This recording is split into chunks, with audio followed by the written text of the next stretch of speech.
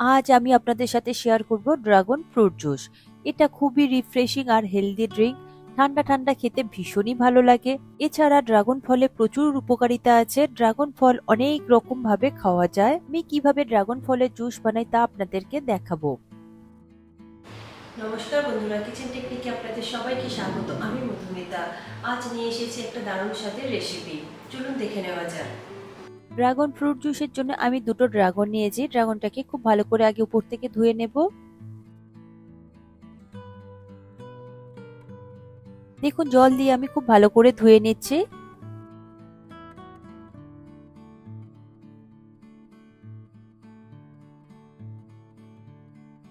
আর dragon ফলটা কাটবার আগে একটু ভালো করে ধুয়ে নেবেন, এতে অনেকটা পরিমাণে ময়লা থাকে।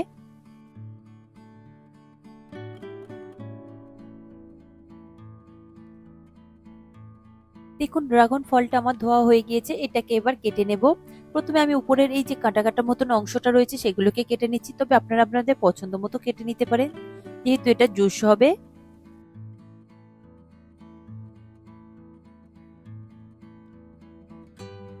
দেখুন, এই কাটা কাটা মতো অংশটাও কেটে নিয়েছি আর সামনে আর পিছনের মুখটাকেও কেটে নিয়েছি।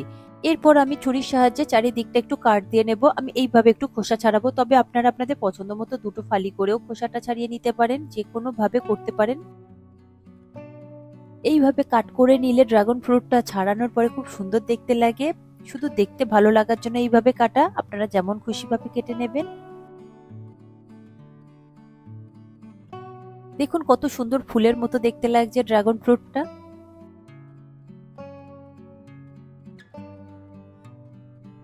এরপর ড্রাগন ফ্রুটটাকে খোসা থেকে ছাড়িয়ে আমি ছোট ছোট করে পিস করে নেব। এটা রাফলি কাটবেন, যেহেতু এটা জুস হবে। একটা ড্রাগন ফ্রুট আমার কাটা হয়ে গিয়েছে, আমি আরো একটা ড্রাগন ফ্রুট কেটে নেব।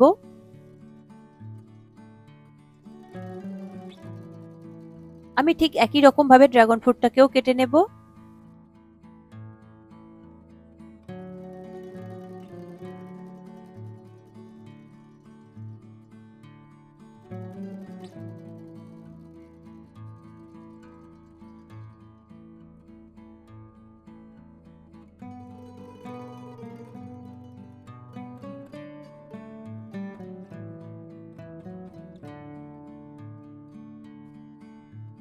দেখুন, দুটো ড্রাগন ফল কাটা হয়ে গিয়েছে। এবার এটাকে আমি সরিয়ে রাখবো।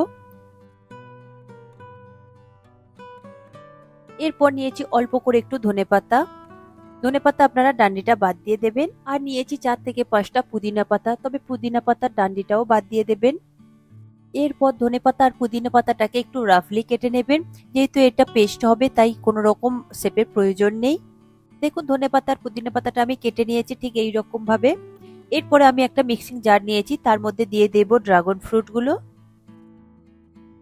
এরপর আমি এর মধ্যে দিয়ে দেব ধনেপাতা আর পুদিনা পাতা কুচি। আর দিয়ে দেব 3 চা চামচ চিনি, তবে চিনিটা আপনারা নিজেদের স্বাদ মতো দেবেন, কম কিংবা বেশি। এরপর এর মধ্যে দিয়ে দেব একটা পাতি লেবুর রস। আর দিয়ে দেব অল্প করে একটু ঠান্ডা জল। তবে জলের পরিমাণটা আপনারা নিজেদের প্রয়োজন মতো দেবেন, কম কিংবা বেশি। এরপরে এটা মিক্সিং জারের মধ্যে দিয়ে খুব ভালো করে একটু পেস্ট করে নেব, একটা স্মুথ যেন পেস্টটা হয়। এরপর এটাকে আমি পরিবেশন করে নেব একটা গ্লাসের মধ্যে। প্রথমে দুটো গ্লাস নিয়েছি, গ্লাসের মধ্যে কিছুটা পরিমাণে আমি আইস কিউব দিচ্ছি, এখানে 5-6টা মতো আমি দিয়েছি।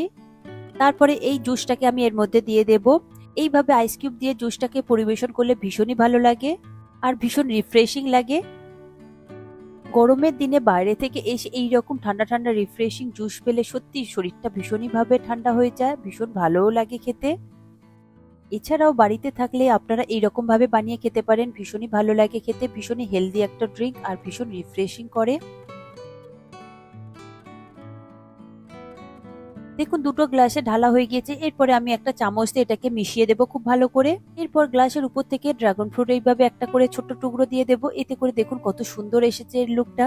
দেখুন, রেডি হয়ে গেল আমার ড্রাগন ফ্রুট জুস। এটা আপনারা অবশ্যই বাড়িতে একবার বানিয়ে দেখবেন, সত্যি অসম্ভব সুন্দর খেতে হয়েছে, ভীষণই হেলদি আর ভীষণই রিফ্রেশিং। আশা করি আমার আজকের এই রেসিপি আপনাদের ভালো লাগলো। ভালো লাগলে এইভাবে একবার অবশ্যই বানিয়ে দেখবেন। আমার মনে হয় আপনাদের সকলেরই ভীষণ ভালো লাগবে। আজ তাহলে এই পর্যন্ত, আবার অন্যদিন পৌঁছে যাব অন্য কোনো রেসিপির সাথে।